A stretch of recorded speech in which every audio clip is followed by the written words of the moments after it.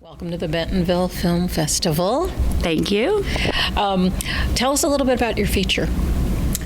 Sure. Our feature is a psychological thriller with a little bit of horror in there.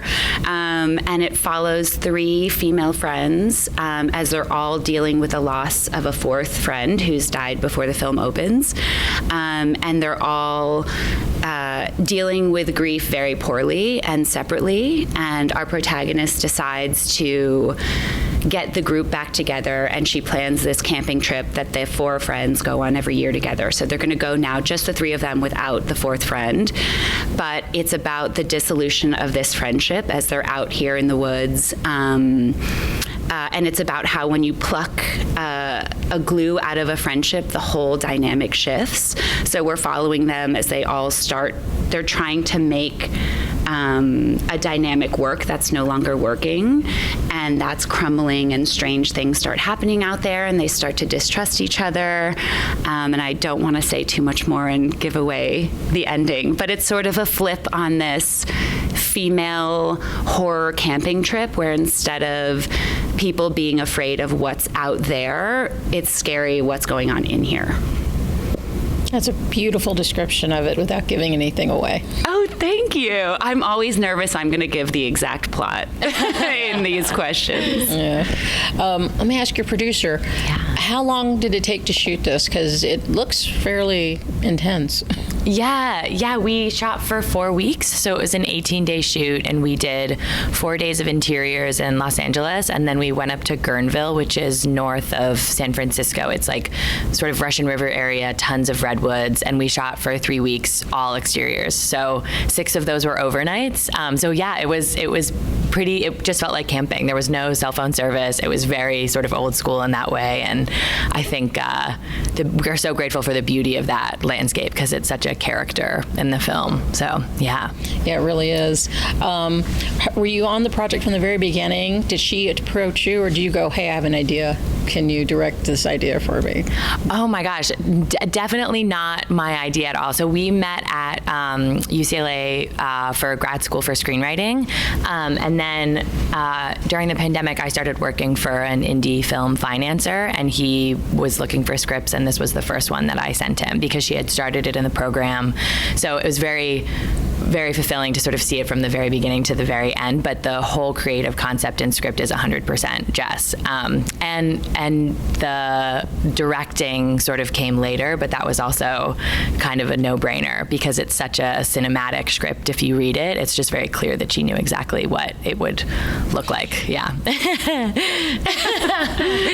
Yeah, I'll say that I had written the script. Shannon was a part of it from the beginning. Just we were very close friends, and she had read the script many times. And then out of the blue one day called me and was like, can I give your script to my boss? And I was like, hell yeah. And then that's how it came to be. So Shannon was very instrumental from the beginning, even though she's trying to give me all the credit. Now, what else have you directed? Is this your directorial debut? It is. I've directed nothing before this. Thank you. Yeah, and I was very, very intimidated at the beginning. I thought at the time I was just going to sell the script as a screenwriter. And Shannon and her boss, who I had never met, Bob Potter, was immediately like, well, you're going to direct it. And this guy who's backing the entire movie, giving all the financing for the movie, wanted me to direct it, which is really great to have someone like him and Shannon that are just rooting for you. And they were basically like, if you were a guy, you would say yes and like figure it out. So I did. That's amazing. And what kind of a support team did you have? Did you pick your cinematographer and everything else, or were they picked for you? Shannon and I found everybody. And then our other two producers, so our first our first idea was everyone who comes onto this movie has to have made movies because we need to be the newbies. So we found an amazing casting director. She was the first person on, Kate Geller. And then we knew we needed 2 other producers, at least another producer. And we found 2 other women, Chelsea Davenport and Kimberly Huang, who were amazing. And then they had worked with a bunch of people on features before. So they had a team of people they worked with. So they brought on a lot of people, or at least suggested people that we met with. And our cinematographer is my cousin, which is super special, and he is phenomenal. He just DP'd Stephen King's Boogeyman, which is in theaters right now. And so he is doing these like studio films, and we're the same age. We grew up together. We're very close. And when this was coming to be, I emailed him and was like, who's a great DP you can recommend? And he was like, Jess, I'm going to shoot your movie. So it was really special to be out there with a family member, like someone I loved, who he was really instrumental in making the film as well. That makes it really special. It does, yeah. And on set as well, because you'll have that familiarity, somebody that you know is on your side, not trying to fight you on everything. That's exactly right. And he's so experienced and was so respectful of me being the director while also being influential and a leadership role himself. And yeah, we love each other. So it's like you have that shorthand. We actually had a lot of couples. We hired a lot of people who in departments that were couples. So the joke was that everyone's like related or in love with each other on this movie. Well, that'll keep it interesting. Yes, it could have gone one way or another. Luckily, it went the good way for that. Yeah. Now, I didn't know a lot of the other actresses that you used besides the lead, the one that plays the psychiatrist. I've seen her as counselor. Sunitha Mani, she's in Glow and Mr. Robot, and she was in Save Yourselves and Spirited. Yeah. You got a really good performance out of her, because a lot of stuff you see her in, I don't know, she tends to be a little more frantic, but you seem to have calmed her down a little bit. I mean, I think that credit all goes to her, and I think she was at the top of our list very early on. We didn't know her. We had no connections with her. Our casting director sent her the script, and she was interested, and she was actually in France at the time in clown school, and she was like, can I meet with them when I get back? And we were like, can you please meet with us immediately, because we really want to talk to you. So she Zoomed with us from France. We had a fantastic chat, and she's so calm. Like, she, I think, plays these frantic comedic characters because she's so funny and she's so good at that. And I think she was very excited to show this other side of her, which is very much a part of her. So I wasn't pulling anything out that wasn't already there. And she's so interesting and soulful. I mean, you look in her eyes and you're just like, I could stay here forever. And she got the character immediately. And in the very first meeting, she said something that I'll never forget, which she called the movie a fable. And I had never thought of it with that word before, and it was exactly that. So all that to say, we had lots of chats and lots of discussions about character, but she knew exactly who the character was before we even stepped onto set. So that credit totally goes to her. Whatever inspired this kind of a story? Because I was just like, what? It's fucked up. Yeah, it is. And you look so nice. Thank you. There's a lot of darkness simmering in here. But I had a very close friend die very suddenly in 2016 or 2017.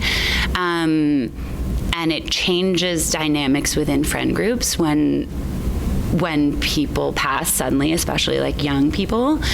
And I thought I hadn't really seen that explored much in movies.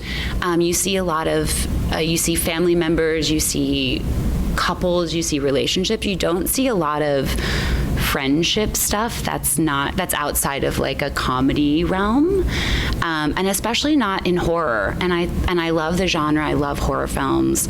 I love this idea of the horror of real life, and I think there's a lot of horror that women feel in the world that we don't see on screen a lot. So kind of all of those ideas sort of mashed together for this. And Shannon and I had gone on a camping trip with another friend of ours from school to Australia.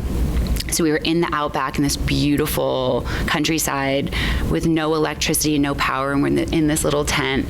And we were just thinking how it's so beautiful out there, and then also so brutal, and you're just, here you are in this tiny piece of fabric, and anything can go down out here. So the setting for making it at this story take place at a campsite came from that idea, from that trip.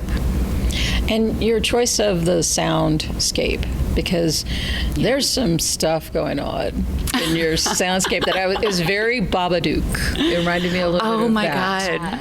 Thank you.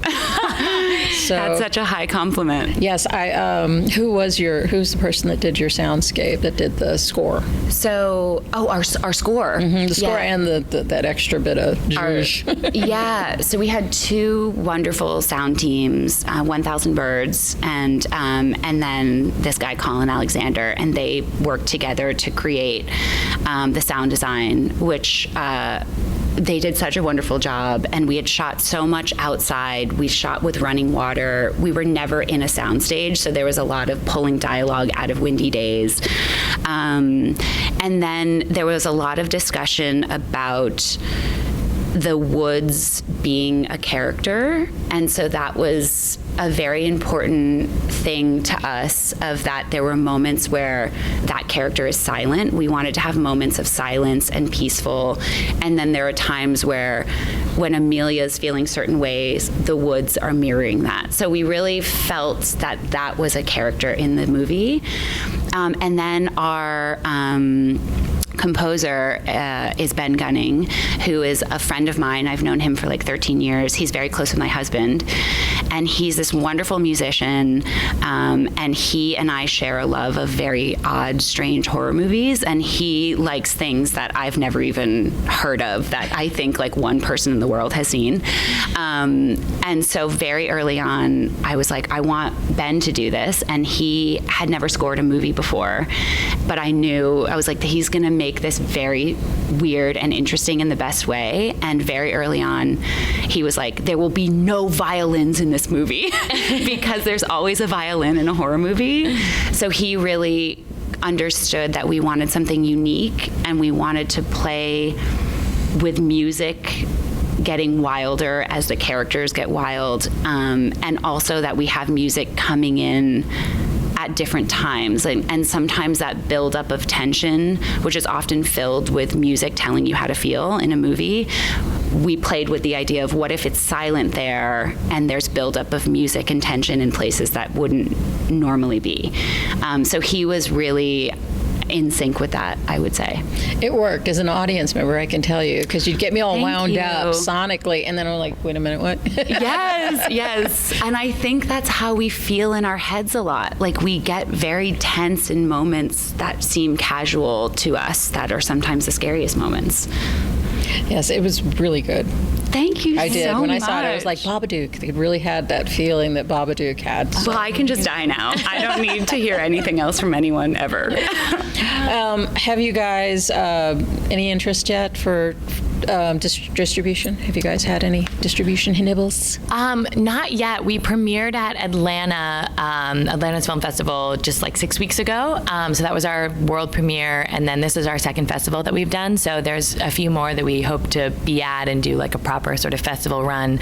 But it's a tricky time with the strike and studios, and I think we have such a special product that is not quite your typical horror. So I think I think we both want to see it land in the right hands and the people who see it for what it really is. And it's a slow burn, and it's super psychological, and it's such female gaze material that I would hate to see, there's a lot of the opposite of that in the horror landscape. And I think yeah, we're just excited to see where it goes, because I think there's a lot of places that could be right for it. So I think we're just sort of taking our time and seeing where things could lead, and meeting people here has been amazing, and just the more eyes that we can get on it, the better. And premiering it at Atlanta, and then we have our premiere here in like an hour and a half. Watching it on that big screen with an audience was so special, and I think particularly any kind of genre movie, it's such a different experience, and it's really, really special. So to have that again is going to be really great, and I would love for it to reach an audience that we could experience it in the same way you do in a festival landscape. Without giving away the ending. Yes, That ending is great. I'll tease the audience. The ending is good. Thank you. I didn't see it coming. Let's just put it that way. I was like, what? Good. Then we've done our job. Yes, you have. Yes, you have. Hopefully there'll be more projects coming from you guys together. Definitely. Yeah. I'm writing a script right now that hopefully will go somewhere after the strike. I won't be talking to anyone about it before the strike is over, because we're in solidarity with the WGA. And then I would, of course, jump at the chance to work with Shannon a million times over. And Shannon's already made another movie that she can tell you about. Yeah. Also, ditto, would make any movie of Jessica's for the rest of time. So you have to keep writing.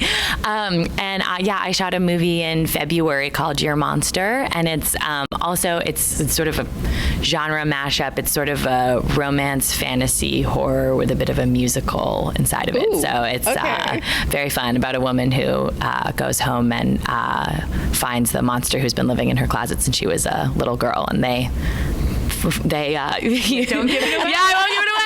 Something happens. But yeah, that'll be that. We're just still in the middle of post for that, so I'll keep everyone posted. Yeah. But it's going to be very good. Yeah, very fun, very romantic and swoony, and yeah, beautiful film. Awesome. Thank you both for sitting down with us, and enjoy your screening here. Thank you so much. Thank you This was so much. wonderful. Yeah, we appreciate it.